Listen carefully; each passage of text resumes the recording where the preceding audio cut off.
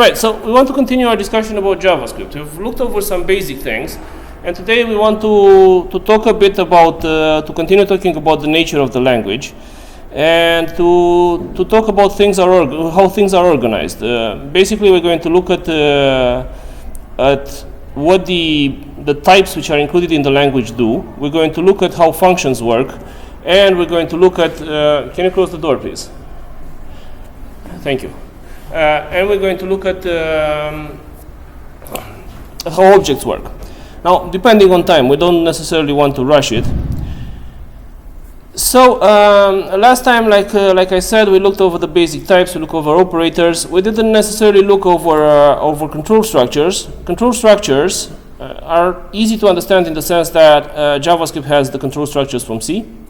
Right? So I have the classic for, the classic while, the classic do while, the classic switch. And it has two additional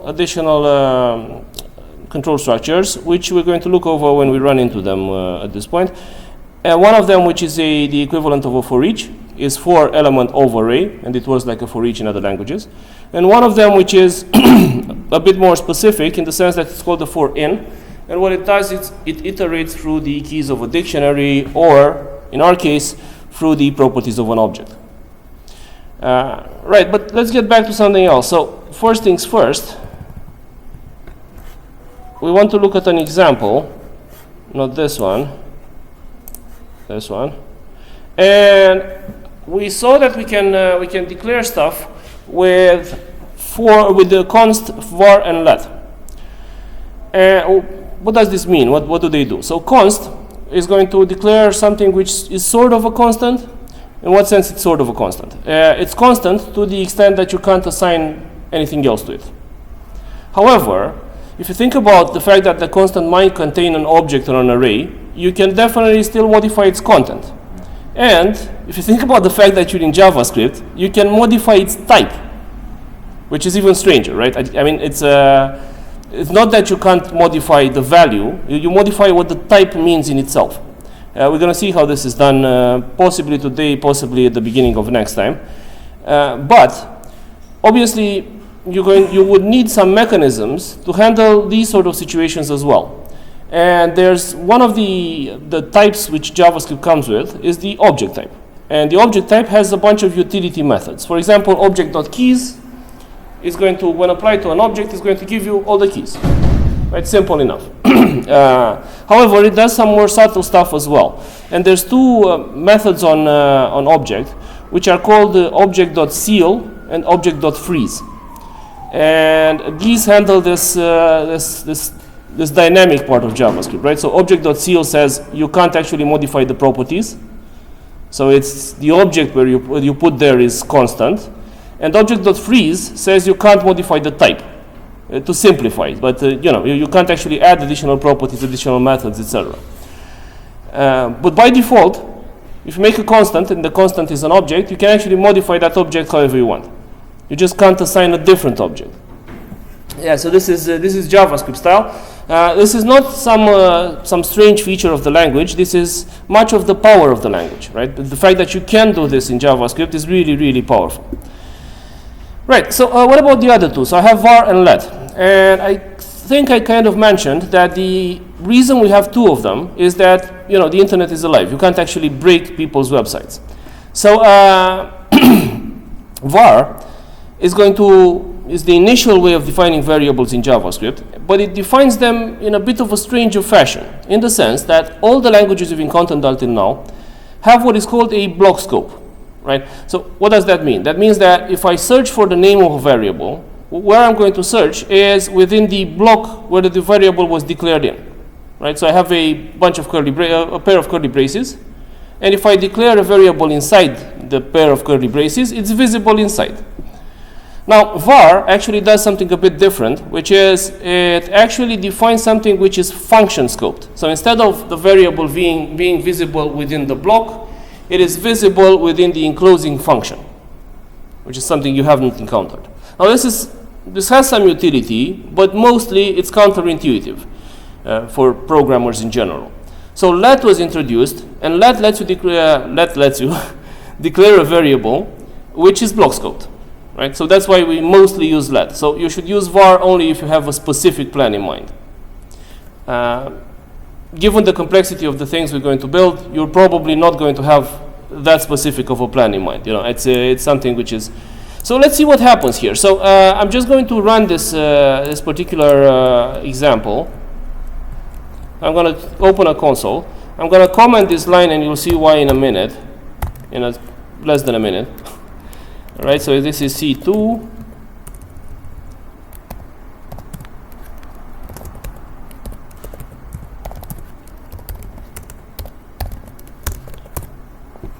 Right, so it says that I is 10. Well, that's strange, isn't it, right? So in another language, if I declared an I in a for like this, it would be visible inside the for. But here, it's actually visible outside, and I said it's function scoped. Well, we're not in any function we've written, which means I is actually a global variable. And this is a trippy thing, right? It's going to create a series of problems. If you reuse I further down, you might assume it didn't exist, it didn't contain anything, whilst it definitely contains something. Now for let gives me the more intuitive behavior in the sense that what's going to happen here is what usually happens, which is J is not defined. It doesn't exist, it wasn't visible outside the for, so we're back in predictable labs. Right, so that's the difference between var and let, just so we see it. Now let's get back to our presentation for a bit. So I have a bunch of fundamental types, and one of the types is string, and we can see here, we've already talked about this for a bit, but we can see here how strings work, right? So I can define strings between double or single quotes. This is a thing to just make the language easier to use. I can also define strings between back quotes, and strings between back quotes have two characteristics. One of the characteristics is this, right? I can have multi-line strings, and it's really useful for exactly this kind of situation, where I want to maintain indentation and write something in a maintainable fashion. And for S5, I can see I'm using a template string, and the template string is going to contain some structure, some templates. And whenever I get to that dollar pair of curly braces, instead of writing the string, I'm going to find something to replace it with. Now, even more interesting is I can prefix this template string in the sense that I can write something like this.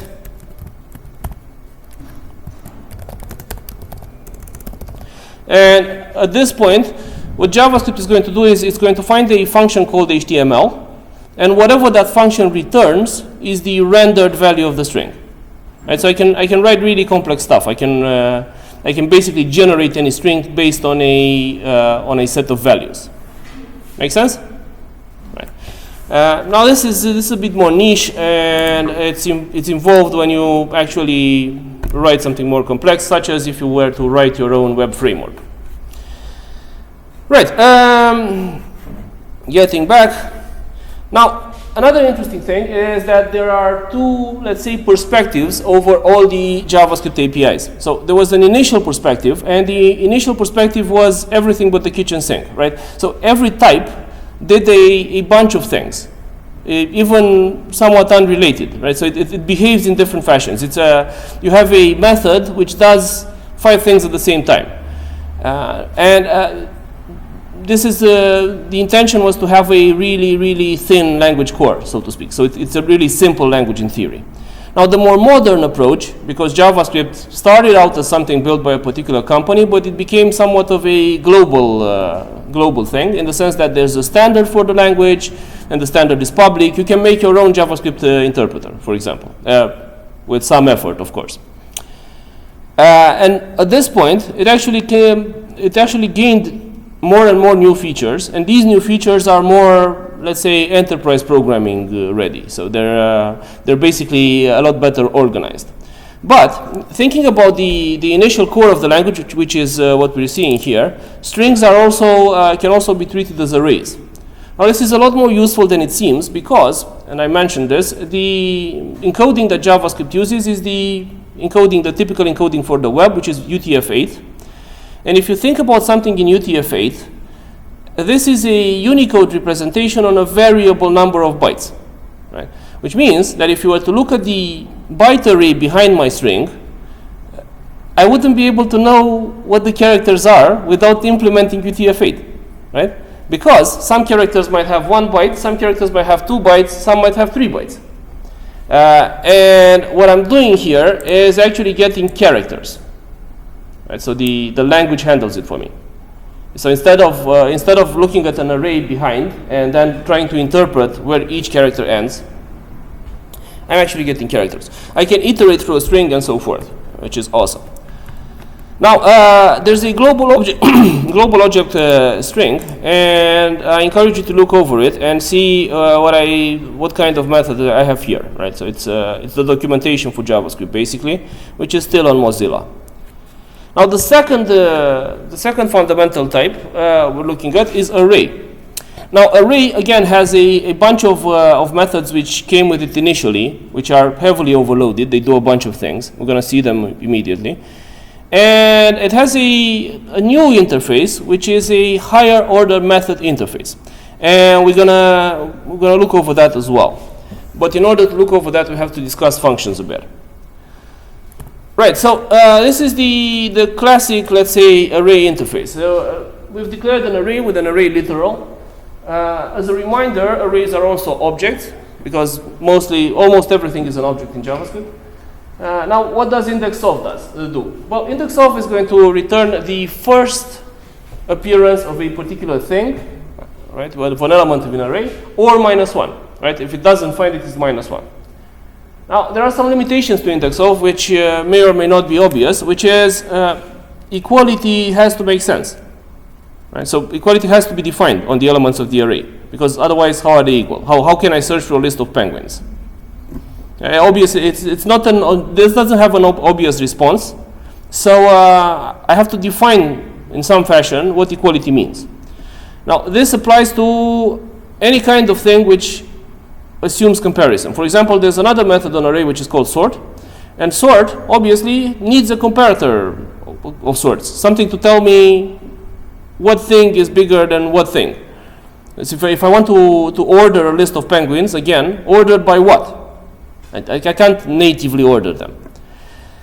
Right, what about this one? Well, this is another fundamental method which is called slice. Now, what slices do, slice is basically an operator in many languages. Unfortunately, in JavaScript, I don't have the syntactic sugar for it. I have a method which does slice, but I don't have a more comfortable way of writing it, so to speak. Now, what slice does, it gives me the elements starting from this index to this index -1. Now, this makes a lot more sense if you think about it a bit, because these consecutive indices form a sequence. A sequence is the equivalent of an interval for integers. Right? So a sequence of integers can be closed on the lower end or open on the lower end, just like an interval, right? It's either closed or equal or open on both ends. Now, a slice, if I think about a slice, is always closed on the lower end and always opened on the upper end. Why? Because I can write this thing, right? So a slice from 0 to array.length is going to get me the elements with indices from 0 to array.length -1, so all the elements. Make sense? Right. Now this particular thing is going to basically give me a copy of the array, and this is fundamental to the idea of a slice in most languages, which is that a slice gives me a copy of a part of an array. It doesn't give me if I modify a slice, I don't modify the initial array, right? So it's not a reference within the initial array, it's a copy. Now, the reason why I say I don't have the neat stuff is because if I think about, say, Python has a slice operator. So if I think about an array, I can always do this, right? So it's an element of index at index 2. But this is called the subscript operator. But the subscript operator can be extended to support slices. So I can say from 2 to the end, from 2 to 5, from 2 to the end -1, from the beginning to the end -1, or a copy of the array. Right? So I'd like to have this in JavaScript, but unfortunately we don't. However, all these operations are possible with the slice method. They just look less pretty. And they look a lot less pretty, but you know. Right, so that's a slice. Now what about the next one, which is also an important method? Well, it's a method which is called splice. Now splice, you can look at it, the name comes from the gene splicing, right? So how would that work? Well, it works like this. You have a list of things, you cut the list at a particular point, you eliminate a series of elements, and then you paste something else between them. Right, so in this case, what I do is I go to position to index 1, and then I delete 2 elements, and whatever comes next is whatever I insert instead of the elements I deleted. Now, I don't have to delete as many elements as I insert. I can opt to not delete anything. I can opt to not insert anything. This one is a list of no matter how many elements. So this function is what is called the variadic function. It's a function with an unknown, maybe infinite number of parameters. Right? And these are really easy to define in JavaScript. We're going to see in a short while. Now, splice is one of these heavily overloaded methods because if you think about it, you can actually use it to delete a number of elements and not insert anything. You can use it to insert an element in an array. You can use it to do both things at the same time. The way it works, it's really simple. If you think about a singly linked list, right, how would you implement slice? Well, I'm going to search for a position.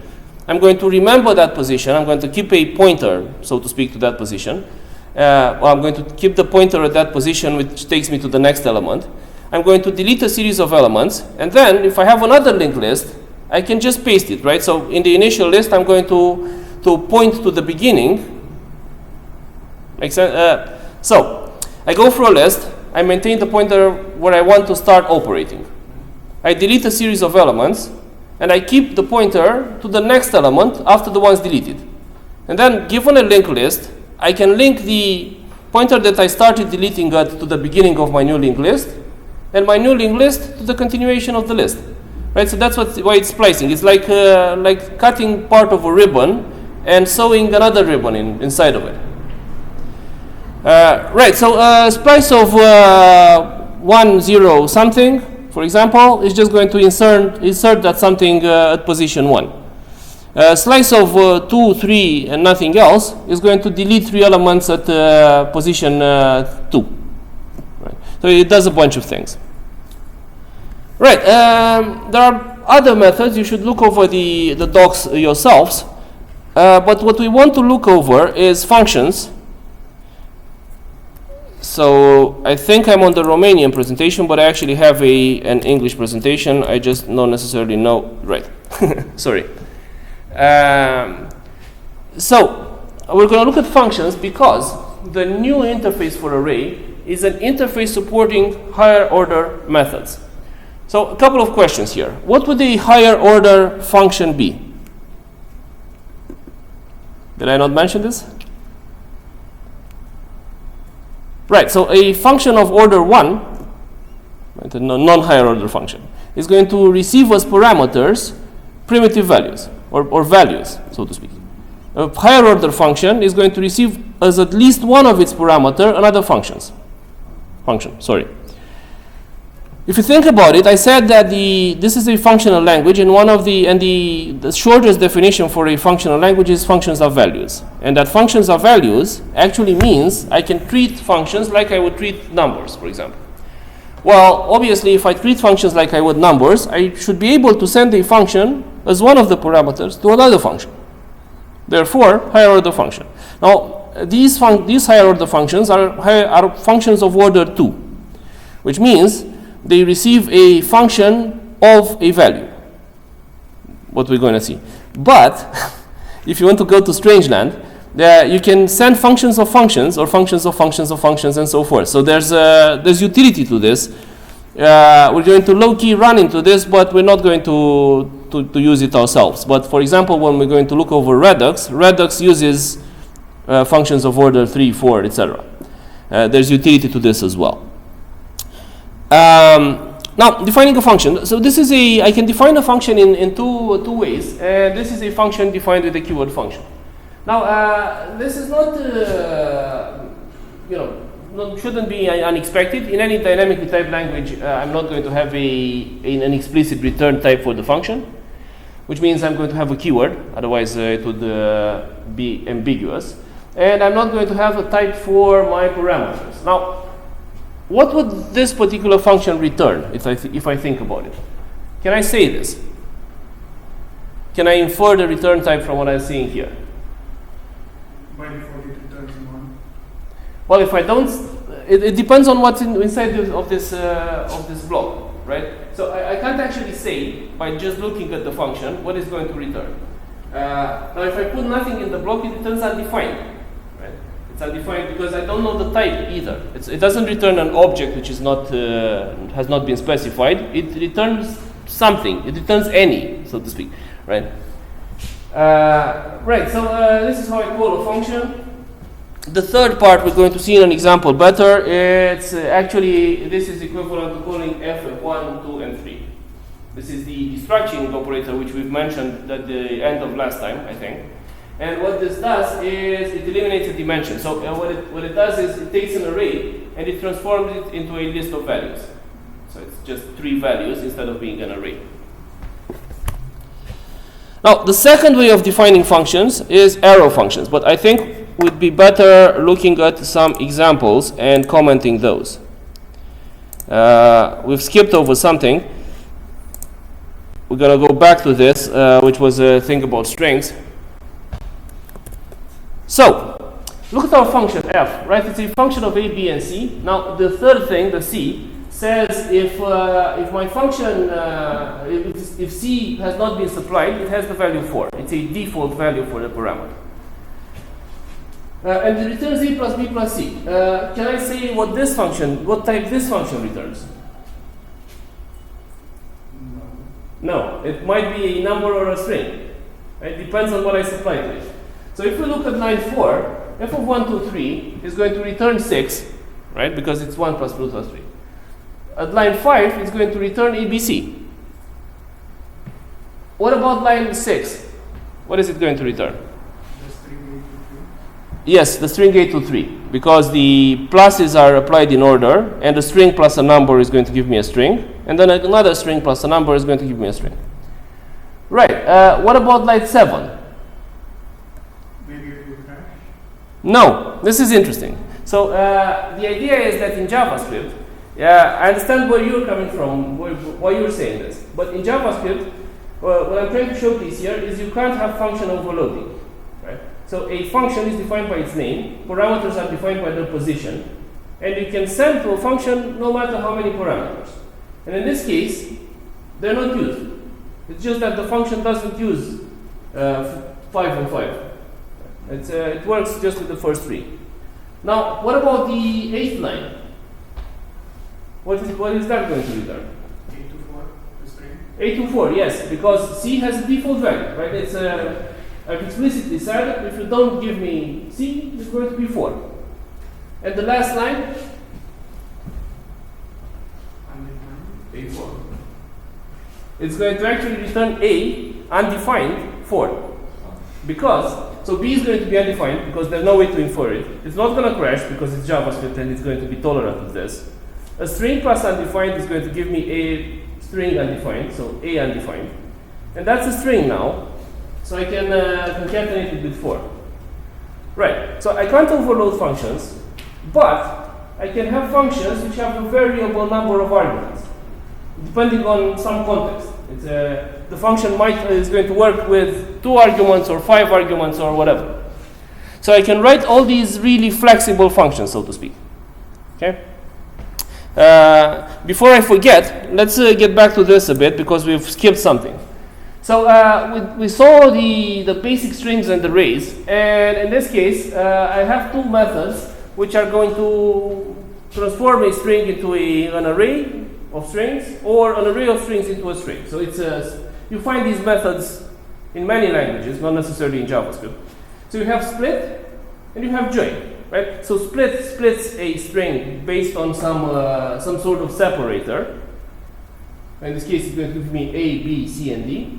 And joins an array of strings based on, again, on some linker. So let's call it something to put between them. But that's not the reason why we wanted to see this. Why we wanted to see this is line number 6. Because there's something else which is, so we saw arrays, we saw objects as literals, but there's something else I can use as a literal, and it's something you may have encountered before, which is regular expressions. Did you encounter regular expressions? Yes, in operating systems last year. Awesome. I'm going to give you, can you work with regular expressions? No. Well, I have bad news, I have good news and bad news. The bad news is you cannot get away from regular expressions. Regular expressions are a technology which has been defined in the 50s, and it's still here and it's really useful. I'm going to give you a short intro, but the subject of this particular course is not regular expressions. However, I'm going to put some links online, which I encourage you to read. You should learn regular expressions because they're everywhere and they're standard. So any language has regular expressions in it, even if they're not as easy to use as this. Now, this is a regular expression literal, and what it actually means, or what it actually does, is this.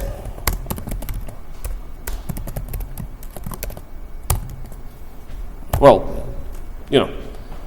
So it's a disguised object, so to speak. So I have a literal for it. But I have a specific literal for this. Why? Well, I think we mentioned the idea of mechanisms to compute stuff. What is computable? Right? And we said that Turing-complete languages are equivalent to any mechanism which can solve any solvable problem. Did I say this? Yeah. Okay. Right, so that's a Turing machine, any problem solver. But there are simpler machines which fit simpler cases. Now, one level down from a Turing machine is something which only has a stack. It's called a push-down automaton, or it's called a stack computer. And one level downwards from that are regular expressions. So regular expressions are a small computer of sorts. They have some limitations, but and what they're used for is matching any pattern on a string. But they're really complex actually, so it's and they're really not ergonomic. They're hard to use, but they're really complex and they're really useful. Now, what a regular expression does is, let's say I want to write something like this: a string which starts with some sort of small letter repeated 3 times. And then that's followed by a dash as a character, and then I have a number repeated 4 times. Right. This is really useful to do matching, to do searching, to do replacing on strings. So, for example, if you have a phone number in your application and you want to check if the phone number was correctly introduced, how would you do that? Well, either you're going to write really complex code, in which you're going to take character by character and thus reinvent regular expressions, or you could use regular expressions. Make sense? Now, they're a lot friendlier than they used to be because there are tools online on which you can test regular expressions, so you can, grok your way through finding the solution. Right, so that's a regular expression, and all of these things, right? So split, if I have a replace, if I have a find, anything like this is going to apparently receive as a parameter a string, but not really. It's going to always receive a string or a regular expression, right? Because a string is going to have exact matching, but the regular expression gives me the ability to have inexact matching, to have pattern matching, right? So what can't regular expressions do? Well, a regular expression can match something like this, 4 A's followed by a B, but it can't match 4 A's followed by the same number of B's. You can't express this. It's not expressible in a regular expression. Okay? So that's why you have more complex computers, and we don't use regular expressions for, let's say, programming in general. So Predix is not a perfect solution for matching. All right. It's the perfect solution for most of the cases, because it's a concise way of defining string shapes. So I mean, any sort of compiler you might think about is going to have some sort of regular expression matching inside it, for example. It's not the perfect solution to solve any problem, but it is the perfect solution for solving text matching. Because this particular case with the repeated stuff is not going to come out. It's just a typical example to see what the limitations are. If you think about, let's make a computer which works in regular expressions. which is a really insane idea. It would be almost impossible to use. Did you ever look over something which is called an esoteric language? Yeah. Well, yeah, there are languages which are not designed to be used for anything useful. Right? Let's give an example.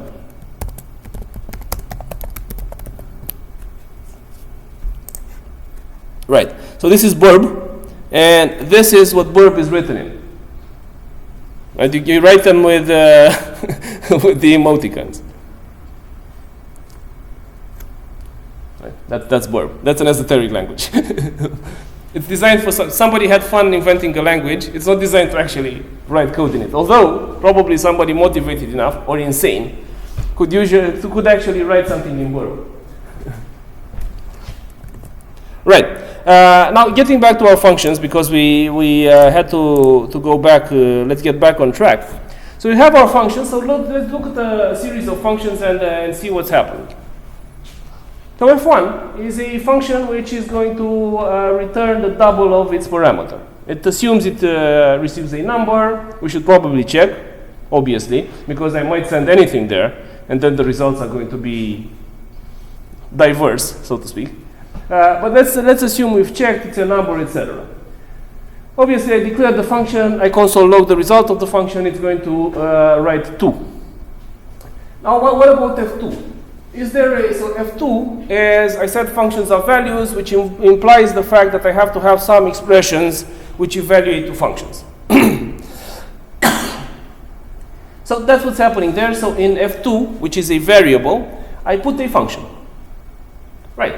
Now, notice that at line 12, for example, if I were to reassign f2, right, and have no other reference to the function, what would happen is that the function, which is represented as an object, would be deallocated by the garbage collector, right? In this particular case, it doesn't happen because I copied it in F22. Right? There's still the garbage collector works by counting existing reference to allocated memory areas. So if there is still a reference, it's not going to be deallocated. But once F22 also gets value 2? Once F22 also get the value of F2? No, not in this case. It had a reference. It had a reference to an object, which was a function. And because it's an object which is a function, it actually has the call operator, right? So you can actually put parentheses after it. But another difference. Is there a difference, the question comes, between declaring the function as in line 1 or as in line 6? Well, there is. Which is, if I declare it as I declared it at line 1, so function f1, etc., it is actually hoisted. Now, what hoisting means is that I can call this function wherever in my source code here, without necessarily having to have the call after the declaration. Right? So all the functions declared like line 1 are visible wherever in the code. This is useful if you want to do recursive stuff. And whilst f2 is a variable, I can only use f2 after I declare it.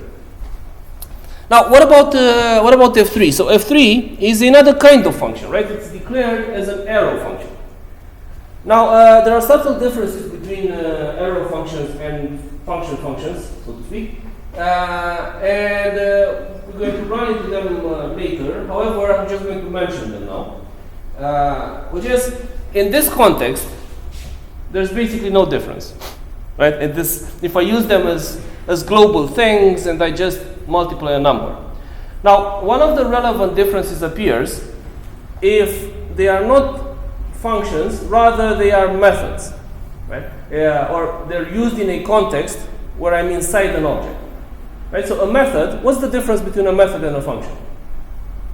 A method is part of the class. No classes. It's an object.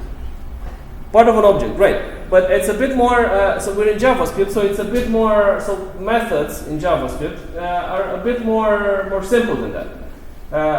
Let's call it like this. So if you call this inside a function or a method, the method is going to know who this is, and the function is not going to know. So a method is a function which is bound to a particular object. Right? It knows who this is. Make sense? Okay. So there's going to be a subtle difference, which is if I have a this inside the function defined with function versus an arrow function, inside the function defined with function, this is going to be taken from the place where I call the function. It's going to infer this from the place where it's called. Whilst for arrow functions, this is going to be inferred from the place where I declare the function. It's called lexical this. And there's some utility to using the stuff like this, but we can't actually see it in such a simple example. So here they're identical. Now this, the arrow function, can be read as with x something. Because what it actually does is it maps in an input or a series of input variables to an expression. So in this case, I can simplify it. In this case, it's with x block. It's a block. Now, if the block didn't return anything, the value would be undefined always, because the block always returns something. But if it didn't explicitly return something, it would be undefined. But since it's really simple, I can simplify it further, and I can say the parentheses are optional if I have just one parameter. So I can say with x times 2. Right? It's really easy to read. Right, so these are my functions. Now, if we solve the functions, let's get back to arrays. And let's get back to the idea of higher order methods. So we said what's the difference between a method and a function. And now let's think about what I can do about a series of operations, so to speak. So let's say I have a list of numbers and I want to obtain the list of the squares of those numbers. Or I have a list of strings, I want to obtain the list of the lengths of those strings. Or I have a list of penguins, I want to obtain a list of the weight of those penguins. Right? Whilst these operations are different, they should seem similar, right? They should seem, there should be obvious there's something common with among them. Right? And in this case, if I were to construct from a list of numbers the list of squares, if I were to think about how that works, what I'm going to do is I'm going to take each element of the source list and I'm going to pass it through a transformation to get an element of the destination list. Right. So I'm doing this, and it doesn't matter. See, this covers all my cases. It doesn't matter what the transformation is. Now, when I say transformation, the light bulb should light up, and that's a function, right? A transformation is a function which returns an element of the second list based on an element of the first list. Now, this whole kind of processing is abstract enough that I can give it a name, and it's called map. Now, you're going to have a map is something you're going to find in all the languages, possibly, in a bunch of languages. And it's always going to do the same thing, even though it's going to be implemented differently. So it's a level of abstraction which groups all this family of functions into one. Now, if I think about what map has to receive, it has to receive the list, the source list it starts from, and the transformation, right? Okay, now it might receive as parameters these things explicitly or implicitly, right? What does that mean? It means that if I were to write map as a function, it would be map of array and another function, a transformation. Now, in this case, if I define it as a method, one of the parameters needn't be specified explicitly because a method knows who this is. So if it's a method on array, it's going to be a method of a transformation because the array is included. I could also do something even stranger, which is I could define map on the function object. And then it would be a method of a list, of an array. Make sense? It's because I'm sending the function implicitly. Functions are objects. Right. To give you, so map is an abstraction. If I were to think about this abstraction and re-abstract it, abstract the abstractions, could I think about something similar to map for dictionaries? Now let's get a simpler case. So I have map functions on array. Could I think of something similar to map on sets? Sets sort of work like arrays, right? It's just that they have unique, each element appears only once. I could definitely think about a map on a set. Right? It maps a set to, but I could also think about the map on an object, like I said, and it would map the keys of the object to the keys of another, the value of the keys of the object to the value of the keys of another object, the destination. And it's interesting that you can do abstractions and abstractions, right? And this kind of thing, this F map, this advanced map, would have to receive a third parameter, which would be the type it applies on. And this is called the functor, right? It groups all the possible maps. Right, so we have this abstract processing called map, and if we look here, we can see we have an array, and I said that I'm going to receive this implicitly, and I'm going to receive the transformation explicitly. And since I have arrow functions, it's really simple to write, and it says with e times 2. Right? It's going to give me the set of doubles. Let's just exit here.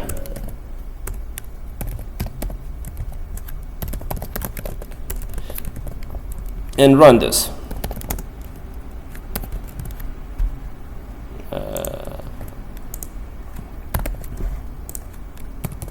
Right, it gives me the list of doubles. Right, but if I think about map, and map is this abstract processing step which can function even cross-language, can I find other things which work like map, which are this abstract? Well, one obvious candidate is something like filter, right? Because what filter is going to do, it's going to receive as a parameter some sort of expression which evaluates to Boolean.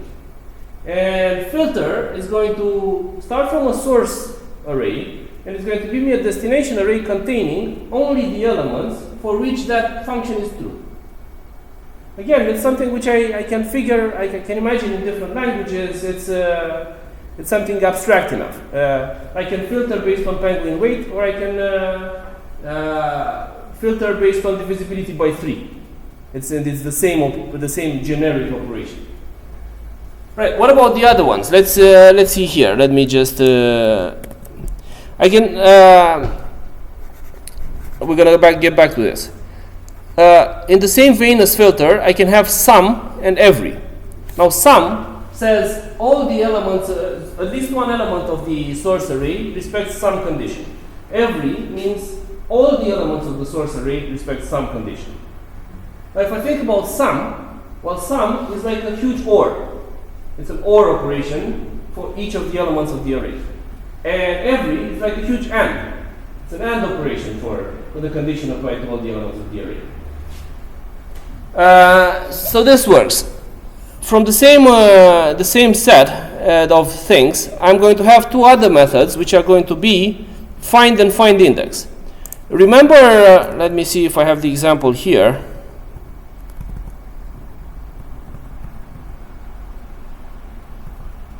Yes, I have find and find index.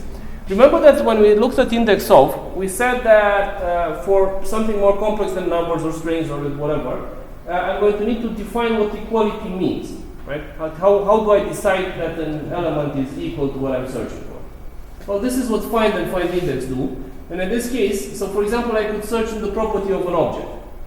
If I think about the equality between two penguins, I don't know what it means to be equal, right? So maybe it's equality based on name. So then I can say something.name equals to my value.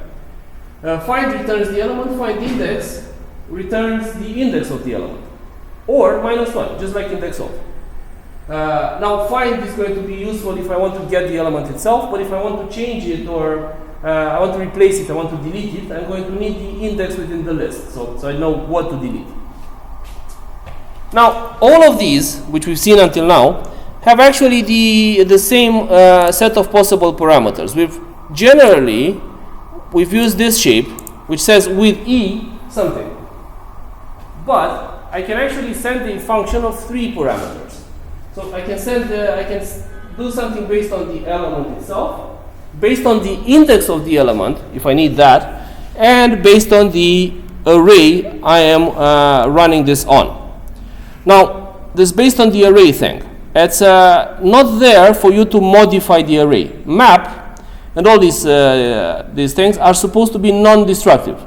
That means they do not affect the source in any way. They return something else. So why is the array there as a possible parameter?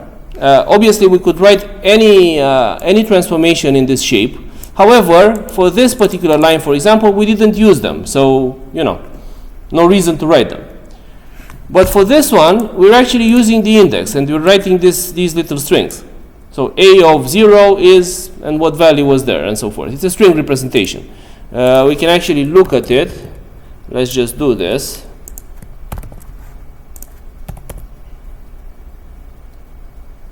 Right. So it's writing this thing. Right. So a of 0 is 1, and so forth. Right. Why do I have the array? Well, I have the array because I might want to relate in some fashion to the properties of the array. For example, the main property I'm interested in is length. Maybe I want to do something relative to the size of the array. I have some values, and I want to divide those values by the total number of elements, and to do some sort of relative thing. Yes? If access through at least through this keyword, doesn't it receive this keyword because it's a method? Right. So this is the interesting bit. Well, I could access it through this keyword if this was a function. We defined the function. But arrow functions actually get the thing from where it's declared. Like I said, so it's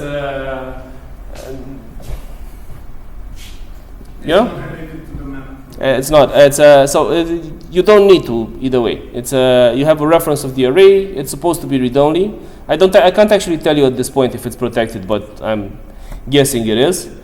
Because it's a core. Because, like I said, map is supposed to be non-destructive. You're not supposed to be able to change the array. So, you know. But who knows? It's something we can test. But right. So this is a set of similar functions. Some of them receiving a function which returns a new element. Some of them receiving a predicate.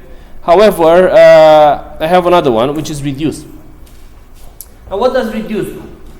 Well, reduce actually does something a bit different. It reduces one dimension. So for example, if I were to reduce a list to something, it's an array to something, it's going to give me a value, whatever that value may be.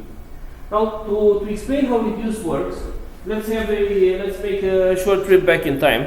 And one of the first things you've probably written in code would have been the sum of the elements of a vector, right? And the sum of the elements of a vector is the typical example of reducing stuff. Because it reduces a vector to a number, right? It's a vector of numbers to a number, in this case. So how does that work? Let's think about it, and we're going to understand how reduce works. Well, it starts with giving the sum a value of 0, right? And then, for each element in the array, you're going to replace the current value of the sum with the value of the sum plus the current element. Right? Which means that for each step, what I need is an initial value for the sum to do this, and some sort of expression giving me the updated value of the sum. Let's drop the sum and call it an accumulator, because the sum actually step by step accumulates the sum of the elements. Right? Typically, it's called an accumulator.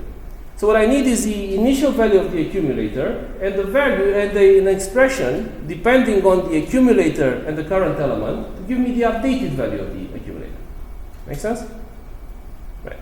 So this is, if I were to represent this, it will look somewhat like this. Right. So I'm reducing an array of numbers, and what I'm supplying is an expression based on the value of the accumulator and the current element. And this is going to be the new value of the accumulator inside the function. And an initial value of the accumulator. To see why I have to supply the initial value, think about having the product of all the elements in the vector, right? I can't start from 0 because I'm going to get 0. I have to start from 1 in this case. Now, what about the next line? So I want to concatenate some arrays. That means I have an array of arrays, and I want to get an array of elements. I want to flatten it. It's actually a typical operation which is called array flattening. I would just want to get all the elements. Now in this case, my neutral element, my initial value of the accumulator, is going to be an empty array. That's what I start from. And we've not mentioned this function explicitly, but the arrays can be concatenated with array concat. It's a function. I noticed something different here, which is that whilst for map, I could have started from the beginning or started from the end, and I would have gotten the same thing. For this thing, if I start from the left or I start from the right, I'm going to get a different array, right? It's going to have a different order of the elements. It's going to have all the elements, but it's a different order. And for this reason, there's actually two operations here. It's reduce and reduce right.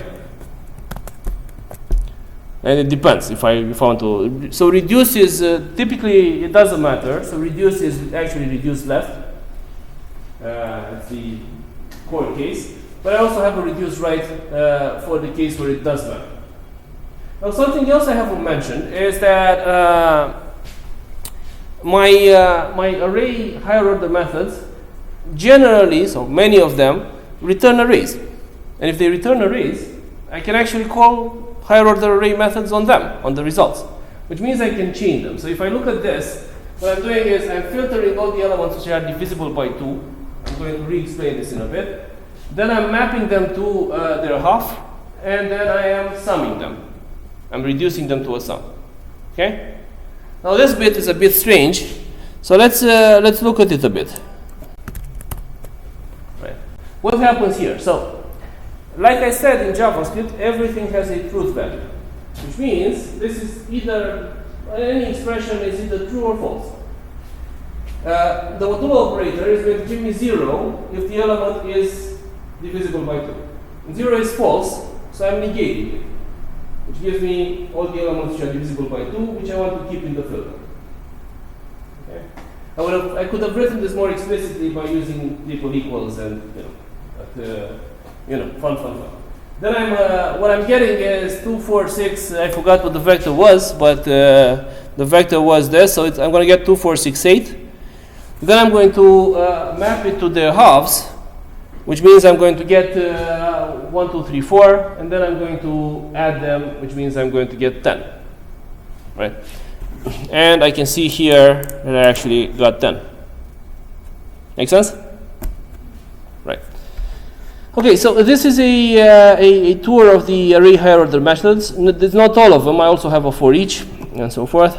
However, it's enough to go on, and you should look over whenever you run into a problem in JavaScript. You should probably search for a standard solution, right? Or you should look in the documentation. You have the full documentation for this. Now, we've briefly mentioned variadic functions. So a variadic function is a function for which I do not necessarily know the number of arguments that are going to be sent to it. And I can actually write them like this. This is a sum of at least 2 elements. But I don't know how many, but it's at least 2. And as a representation, it's the sum of the elements of a vector, so it's with a plus e, and starting from. Well, I know it's at least 2, so I can start with the accumulator from x plus y. I don't need to include these in the logic. And if I run this, I'm going to say it gives me 55, which is correct. Okay, I'm using that spread syntax, ... args, in order to have something iterable, to be able to use the rest of the arguments as an array. But there's a couple of useful things which derive from this, if I think about it.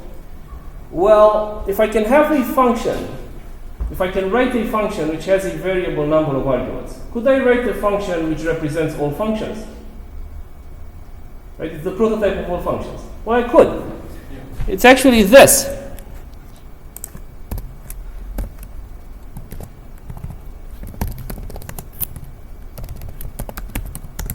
Right, so this is my all function prototype. Well, I'm going to see something interesting, that I can return a function from another function, and maybe I could improve the behavior of that function I'm returning from another function. And if I can write a function which represents all functions, I could think about some sort of functional decorator, something which takes a function and enhances its behavior somewhat. Did you run into this sort of mechanism in Python, functional decorators? Let's think about this thing. So let's say I have some sort of large code base, and I have some performance problems, and I want to time my functions. Right? I want the functions to remember how long they took to execute, and I don't know, write it somewhere, or it doesn't matter, some sort of mechanism for me to see it. But I don't want to put this logic by hand in any function. So what I might do is I might define a function of this sort, which takes a function and it adds the timing logic, right? let's see how this, not this particular example would work, but how the returning a function from another function would work. And starting from this, we're going to see a similar example. So, now this is going to be an interesting bit. And I don't think we're going to get too far into objects today because we have some other stuff to talk about. So let's look at this thing, right? So I have g, and g returns a function f, right? Now, what do you think? When I call f, is it going to know who I is?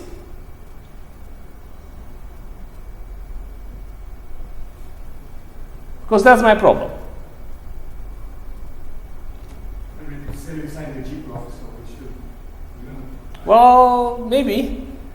Let's explore this a bit. So so I said that JavaScript has functions as values.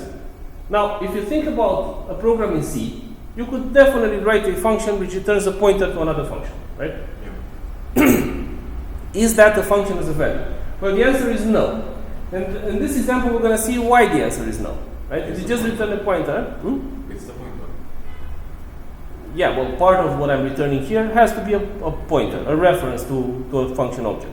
But there's something else there. Because let's take this step by step. So the declaration is the declaration. But let's look at line 9. So when I go to line 9, what's going to happen is I have to call g.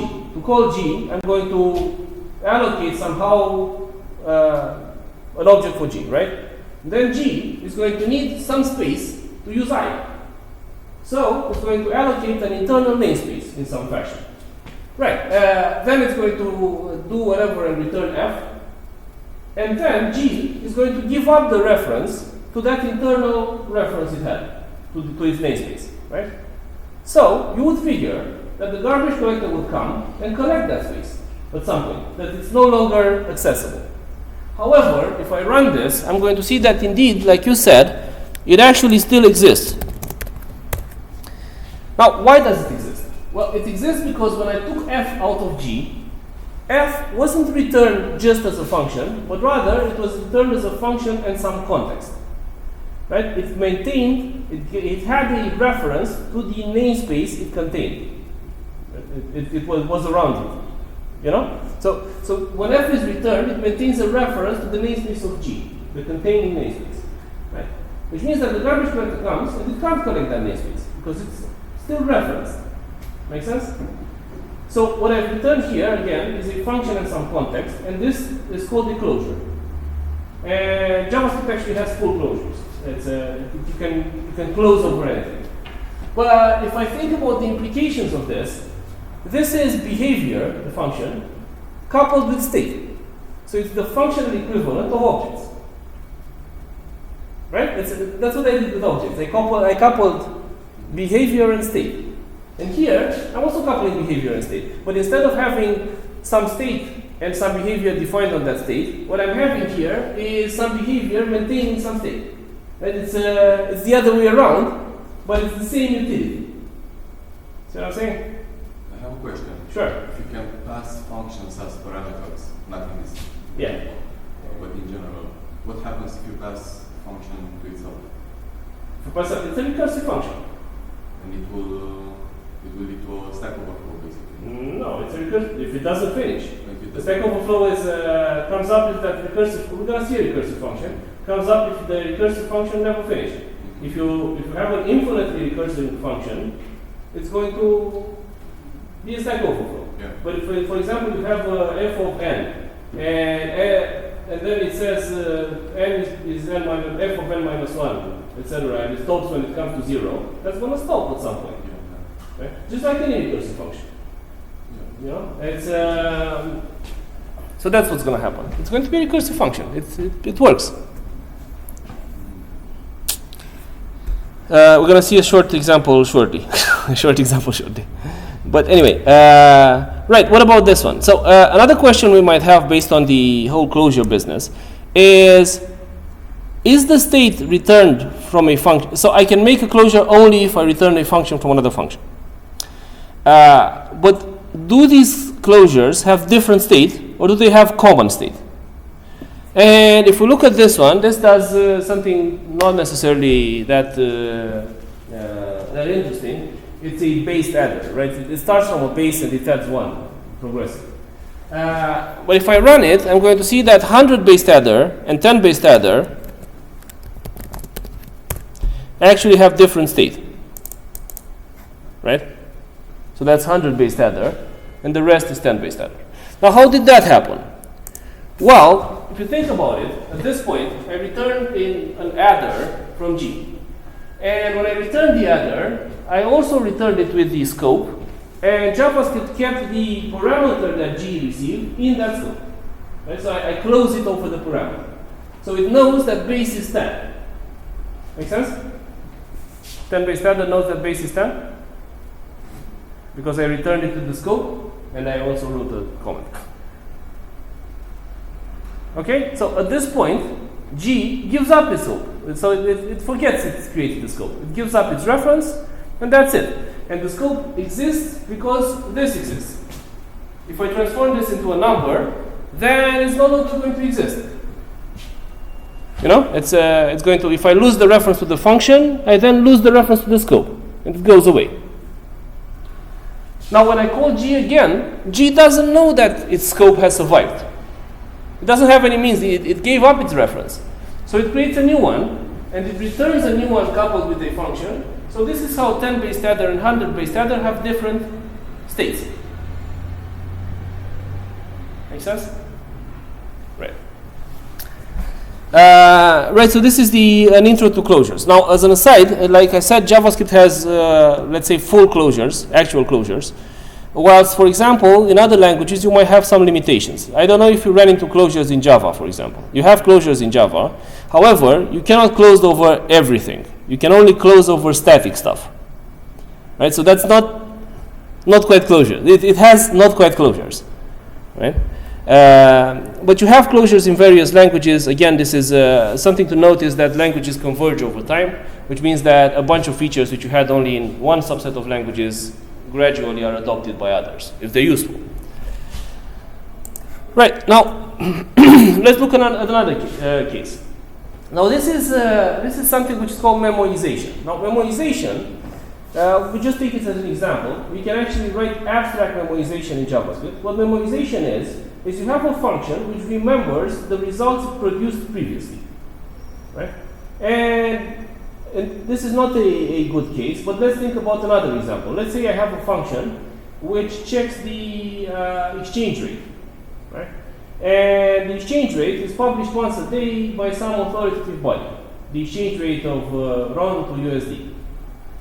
Right, so on the other hand, because I get it from an authoritative body, it's going to be expensive to get it. I have to make a request to some server by some mechanism and get a response and so forth. And in terms of executing stuff on my computer, that takes an eternity. Right? The request might take half a second or something like that. I could do a lot in half a second. So I want to do that only when necessary. Right? It's a long-running processing, and I want to do that only when necessary. What I might do is, for a day at least, remember what value I got. So the first time I called, the function is called, I'm going to get the value from the authoritative source, but the second time I'm going to get it from a cache. Now, memoization is a way of wasting memory to get processing speed. Right? It's a trade-off. It's no free lunch. You can get better processing speed, but you're going to waste some memory because you have to store the cache. Now, in order to do memoization, in this case, what I do is I can't do it unless I return a function from another function. It has to have state. So in this case, I have a processing cache. This is the Fibonacci function. Do you remember what the Fibonacci function was? Yeah. Awesome. So for the Fibonacci series, I have the first two values are defined, so to speak, and the rest of them are calculated. And in this case, the logic I'm going with is either I have the values cached, I've already calculated them, or if I don't have them cached, I'm going to, when I ask for a particular index, I'm going to fill the cache up to that index, so I can then refer to it.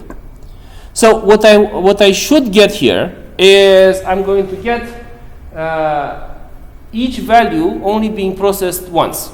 That's the plan. It's for each index I'm going to do one calculation and that's it. So the logic is if it's in cache I return it, if not I complete the cache. And here I have the recursive function you asked about. And basically I call myself if that index might be already in cache, because if you think about it, if you think that fib of n is fib of n minus 1 plus fib of n minus 2, when I calculate fib of n minus 1, I'm going to double the calculation for fib of n minus 2. Right? I always do it basically 2 times if I don't have this sort of mechanism. Of course, the Fibonacci series is not something really processing power consuming, so this doesn't necessarily make that much sense. However, I notice that when I calculate, so let's look at our test. So for 1, I already have it in cache. It's pre-built. For 5, I'm going to have to fill in the indices until 5. And for 3, I shouldn't have to calculate anything. Right? It's because I calculated to calculate 5. So, see, found 3. So whenever it says found, it took it from cache. And notice that whenever so much of this was pre-calculated. For example, when I tried to calculate the 5, I had to calculate the 4 and the 3. So when I calculated the 4, I had to calculate the 3 and the 2. So I already had calculated 3. So I find it in cache. Make sense? Right. So that's memoization. Now, a couple more things. We're not going to go too far into objects, but we want to have at least an intro to them. So this is an object. It's defined with an object literal. It has a couple of values and a function, which I have to wonder if it works like a method or not. Right? Because I said a method knows what this is. A function doesn't know what this is. Right? So is this going to refer to my object? That's the question here.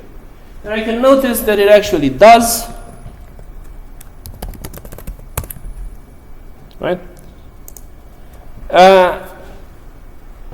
So in JavaScript, when I'm talking about functions, I'm actually talking about ways of using functions. So I can use a function as a function, I can use a function as a method, or, I'm going to see this shortly, I can use a function as a constructor. So that's how I'm going to define objectual types. Because the problem I have with this, print me is a method, that's fine, it works exactly as expected, awesome. However, how would I build another one of these? You know? What's the name of the type of this O thing? It's actually object, and I decorated it, I modified it at runtime with some additional properties and methods. But maybe it's not object. Maybe we want to refer to it in some fashion, right? It's not. I wouldn't want to describe this type as, well, you take object and you put these properties and this method. No, it's probably a person, right? I want to be able to name it as a person, and I want to be able to have some sort of standard mechanism for which to create persons, multiples of them.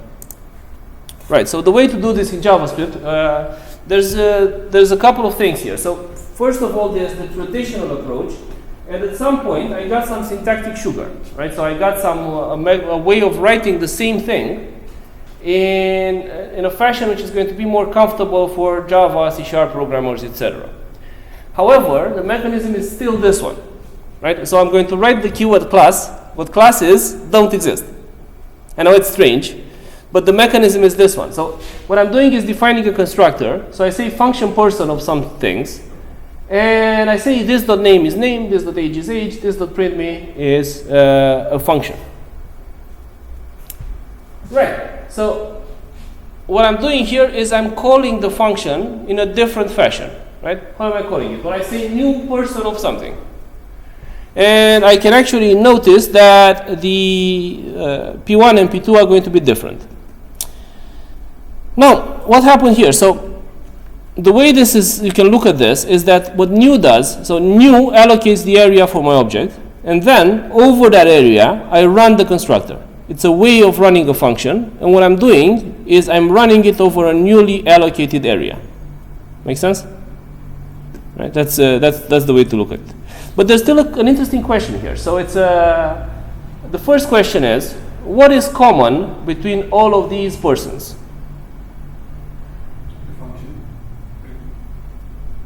is the function maybe somewhat. The function is common, but what is actually common is they have a reference to a common object, which is prototype, where I can find the constructor in the prototype. But so if I look at the classic language, in a classic language, what's common between the objects of the same type is some sort of blueprint, right? It's an abstract definition of that particular type. Whilst here, what I actually have is an actual object to which any of these persons has a reference. And that reference is called the prototype of that particular type. Okay? How does this connect? Well, how many print names do I have? Only one. In this case, if you look at what's written on the table, how many of them do you think I have? 2. So each of my instances is actually going to have its own copy. Isn't that the Yeah, that's not a great idea, of course. So what I might do is, instead of defining print me here, I could define it on the prototype. Now, if I leave the declaration here as well, I'm not going to get anything. And nothing's going to happen. Because the way that objectual inheritance, which we're going to discuss next time, works is I'm going to look on the current object for a particular key. And if I find it, that's fine. I use it, whatever use it means. Maybe I call it, maybe I read its value, it doesn't matter. But if I don't, I'm going to go to its prototype and search for it there. You know? Right, so what I might do to have one function for everything is none of my objects actually have the function, but I can find it from the prototype. And if you think about this mechanism, you have to think, well, could I modify the prototype at runtime? If I can, that means that for a particular type, I can actually add behavior at runtime. Make sense? And we're going to see this. We don't have time for this now. So it's this bit. And now I'd have a single copy, but in order to access it, I'd have to comment this one. Okay? So this is one print me. The other one is a bunch of print me's. Another question. How does it know how much space to allocate for the person? It looks at the content of the function. It allocates it. Yeah, it's a bit of a metaphor. It actually runs the function and allocates the space based on the volume. You know, but it's the way to think about it, so to speak. It's called the function invocation pattern. Right? It's a way of running the function. Right. So do we have anything? Right. And let's look over this, and then we end. So this is basically the same thing we've just written. It doesn't work differently. It's just written differently, right? And it's written differently to be more familiar. So it says class person, right, which is the equivalent of my function. And it says constructor of some values, and then it has a method. And that method is actually our function defined on the prototype. It's like I said, it's important to know how things work behind the scenes, although we're probably going to use this syntax because it's more familiar and it's easier to write. We're going to see that this easier to write extends to the idea of defining inheritance, where functional inheritance is a bit more, esoteric. You can actually do functional inheritance in functional style, but it's going to be a bit harder to write. Whereas here, you can basically use the keywords you used in Java. Right? So you have super, and you have extends, and you have all that jazz. Okay? Right, so I think we're going to stop here. If you have any additional questions, one sec.